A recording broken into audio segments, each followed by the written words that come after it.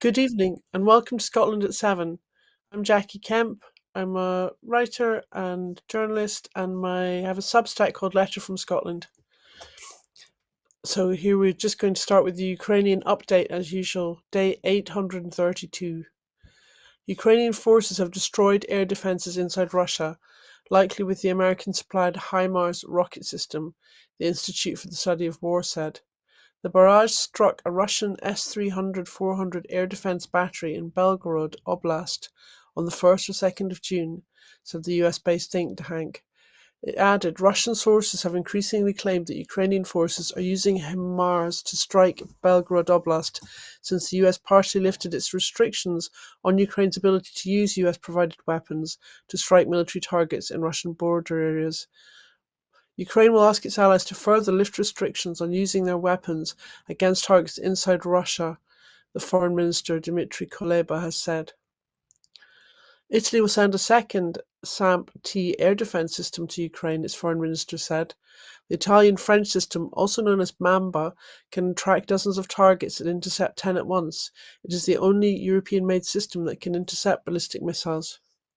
Ukraine field commanders are reportedly compensating for training difficulties that mobilization has exacerbated by training new personnel on the front line, the ISW said.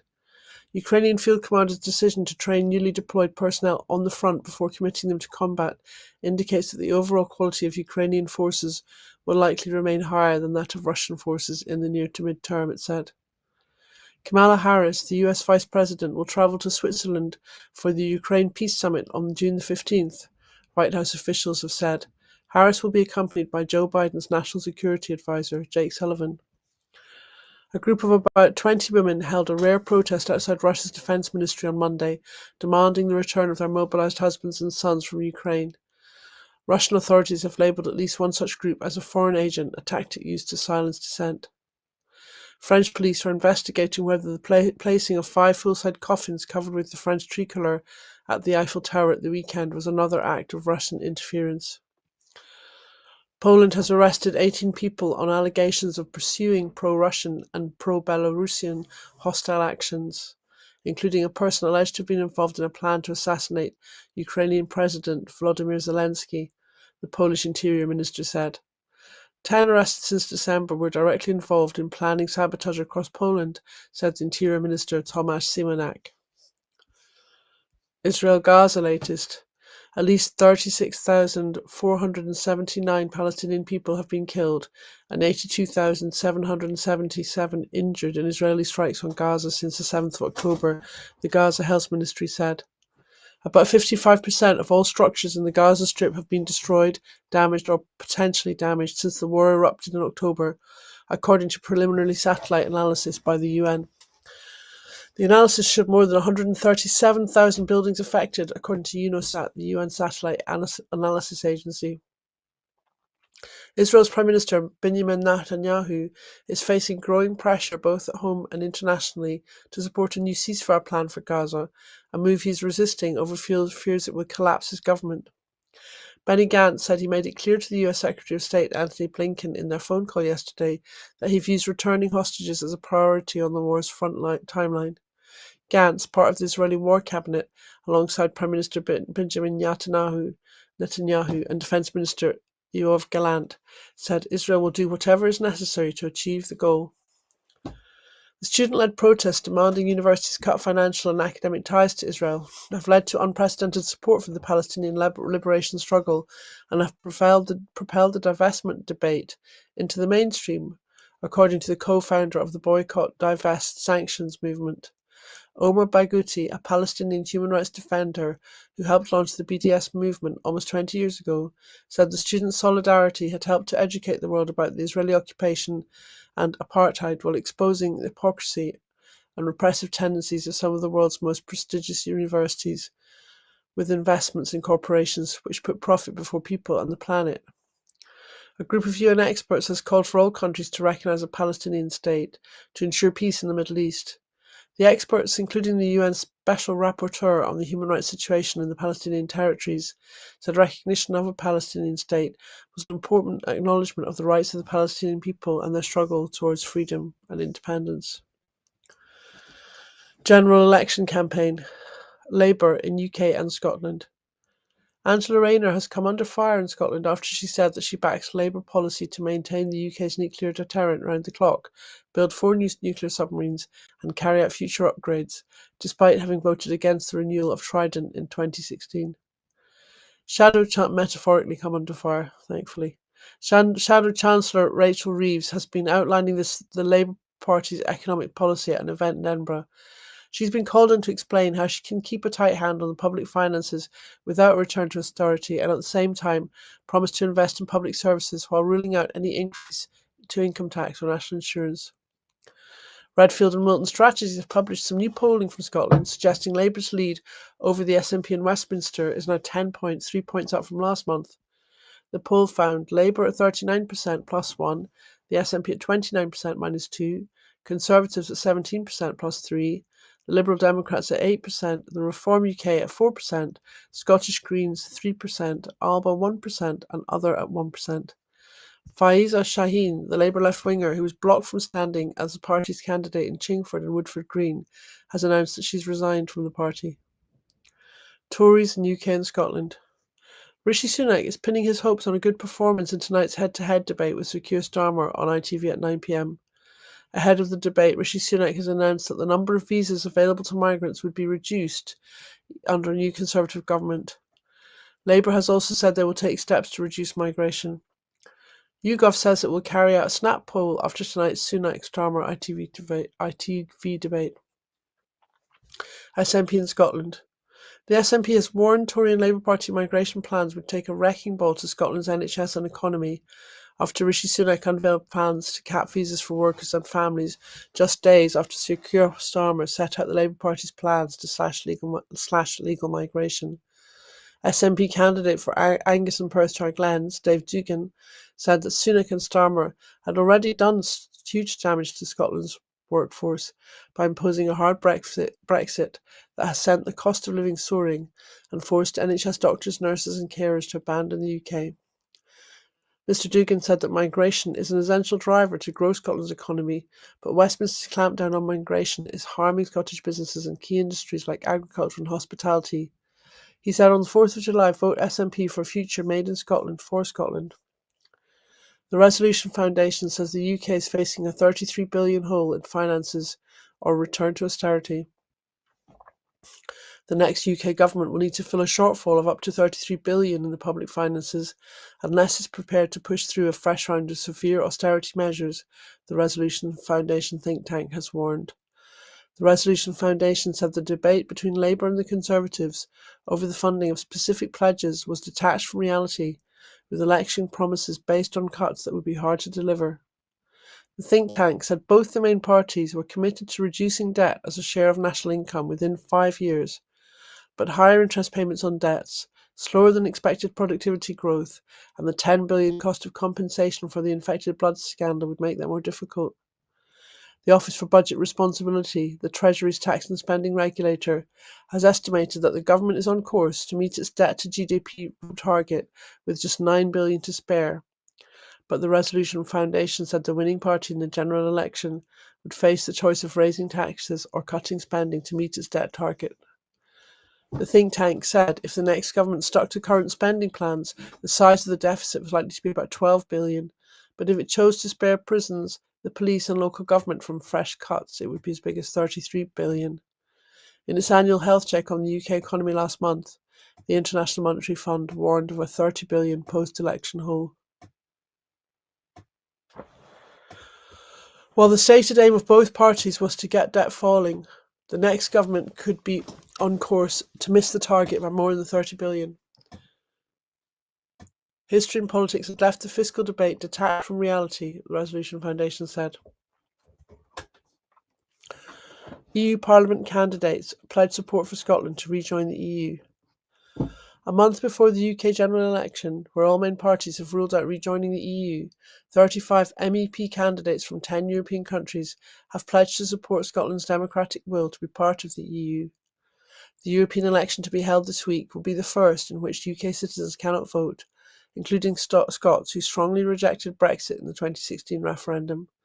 Against the background of widespread regret across the UK, Europe for Scotland, a grassroots initiative supporting Scotland post-Brexit, has been pushing the failure of Brexit back on the agenda in Brussels. Launched on Europe Day, the Speak Up for Scotland campaign asked MEP candidates to pledge that they would work to ensure that any application from Scotland to join the EU is welcome.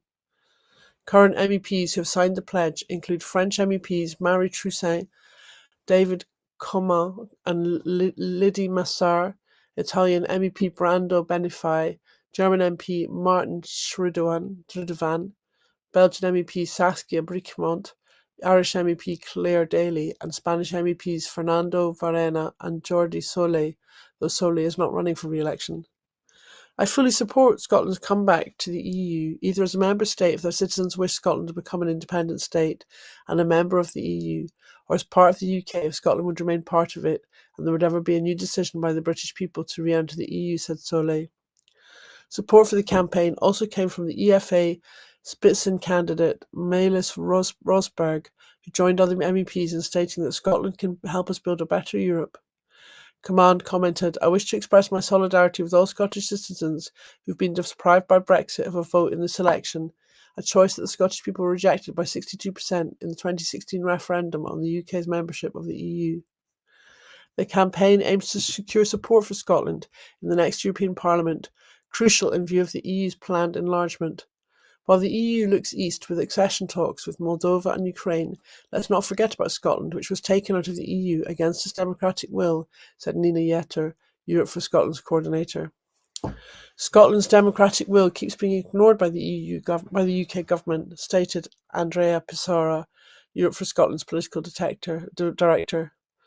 Yet the robust support from prospective MEPs across 10 different European countries and several political parties signifies a shared belief in Scotland's rightful place within the EU. Falling UK inflation is not leading to a rise in consumer spending. Consumer spending growth is at its weakest in more than 3 years, as higher council tax bills in England and the rising cost of broadband and mobile phones eat into household budgets, the report has said.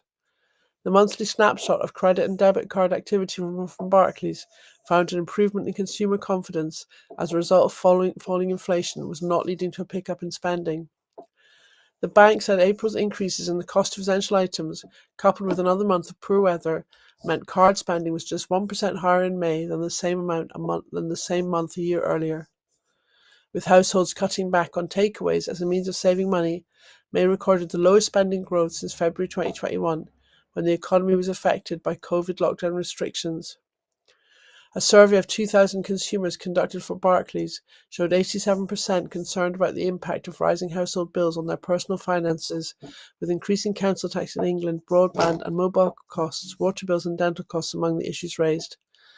Council tax bills rose by 5% on average in April, while broadband and mobile phone contracts increased by about 8%. The Scottish Government agreed a council tax freeze with local authorities in Scotland. The IEA says the world will miss the target of tripling renewable electricity generation by 2030. Analysis by the International Energy Agency, IEA, has found that the world is off track to meet the goal of tripling renewable electricity generation by 2030. And this target is viewed as vital to enable a swift global transition away from fossil fuels. Last December, countries agreed on a tripling of renewable power by the end of this decade, but few have yet taken concrete steps to meet the requirement, and on current policies and trends, global renewable generation capacity would only double in developed countries and slightly more than double globally by 2030, according to the IEA analysis. Faith Birrell, the executive director of the IEA, said, the tripling target is ambitious but achievable, though only if governments quickly turn promises into plans of action. Countries worldwide have a major opportunity to accelerate progress towards a more secure, affordable and sustainable energy system. Governments are required to include targets and policies on renewables in their national action plans for climate, called Nationally Determined Contributions or NDCs, which are a requirement under the Paris Agreement, the IEA said. Many are currently failing this requirement, even though vast increases in renewable power are essential to meeting the treaty's aspiration of limiting temperature rises to 1.5 C above pre-industrial levels. The IEA, the gold standard for global energy research, analysed the domestic policies and targets of nearly 150 countries and found they would result in about 8,000 gigawatts of renewable energy capacity by 2030. That amount is about 70% of what is necessary to reach 11,000 gigawatts of capacity, the amount needed for the tripling goal agreed at COP28 UN Climate Summit in Dubai last year. Solar power makes up about half of the capacity governments are planning to install, with wind making up about a quarter. Last year, there was a record increase in renewable capacity, amounting to about 560 gigawatts added in 1 year, a 64% increase on the new capacity added in 2022. Solar and wind are still cheaper than fossil fuels, and the IEA does not foresee that changing. There's plenty of solar manufacturing capacity and supply issues with wind power components being resolved. Some countries are moving faster than their national targets. Last year, China added more new renewable generation capacity than the rest of the world combined. Governments now need to focus much more attention on upgrading their electricity grids, which are a major block on progress in many places, according to the IEA report, which said that countries have been allocating lots of support to renewables, but the grid has been forgotten. The IEA called for regulatory action to increase grid capacity. Wisconsin Attorney General charges 3 former Trump associates over 2020 election plot. Wisconsin's Attorney General Josh Cowell has filed felony charges against 3 men who played a key role in the effort to appoint fake electors in the state as part of Donald Trump's attempts to overturn the 2020 election result. Kenneth Chesebro, Jim Trupis, and Michael Roman were each charged with 1 felony count of forgery, according to court documents. The crime is a Class H felony punishable by a fine of up to $10,000 and up to 6 years in prison. Chesebro was the architect of the fake elector plan. 5 days after the election, he emailed Trupis, a retired judge who was leading the Trump campaign's legal efforts in Wisconsin, to muse about the possibility of throwing out Joe Biden's win in Wisconsin and appointing a Trump slate of electors. The two developed the scheme over the next few months. Chesebro would later work with Roman to coordinate the efforts across states and to get the slates of fake electors to Washington. Chesebro pleaded guilty to conspiracy to filing false documents for his role in the scheme in a separate case in Georgia earlier this year. Roman faces charges in Georgia and is also a defendant in an Arizona case. This is the first time Trupis, who sits on a judicial ethics panel in Wisconsin, has faced charges. The Scottish Government announced an engagement programme on health and social care reform. The Scottish Government has announced a national programme of engagement will take place over the next year to inform its plans for health and social care reform. Through a series of direct engagements with the workforce, service leaders, royal colleges, third sector groups and the people of Scotland, the Scottish Government will collect views on how best to transform services to meet changing demands. This is alongside work already being carried out through the Scottish Partnership Forum to gather views from NHS staff. Health Secretary Neil Gray announced the plans as he outlined to Parliament the Scottish Government's overarching vision for NHS reform, which focuses on key areas including improving population health, prevention and early population health. This includes research into improving rural healthcare, managing gestational diabetes in pregnant women, and reforming how unscheduled care services might better meet people's needs. Mr. Gray said, Scotland's NHS is an institution of national pride, and the principle of a health service free at the point of need must always be protected. I want to give our workforce the voice they deserve, and I'm fully committed to listening and speaking with our amazing health workers who will inform our future plans. The Scottish Government's national engagement will gather insight from clinicians on how best to respond to health demands, and hearing the experience of those who care for people in Scotland is paramount. The Scottish Government report progress in tackling child poverty. The Scottish Government is estimated to have invested almost $1.4 billion to benefit children in low-income households in the last financial year. The investment is detailed in an annual progress report, which highlights key actions to tackle child poverty, including awarding almost $430 million to families through the Scottish Child Payment, supporting more than 329,000 children as of 31st of March 2024. Widening eligibility for Best Start Foods, the benefit which helps low-income families access nutritious food, so thousands more children and pregnant women can benefit. supporting around 4,400 children through continued work to develop a system of school-aged childcare and continuing to provide 1,140 hours of funded childcare for all eligible children, providing free bus travel to over 2.3 million people, with 727,000 children and young people registered as of March 2024, delivering 6,045 affordable homes across Scotland, with two-thirds for social rent between April and December 2023, helping an estimated 2,000 households with children into affordable housing.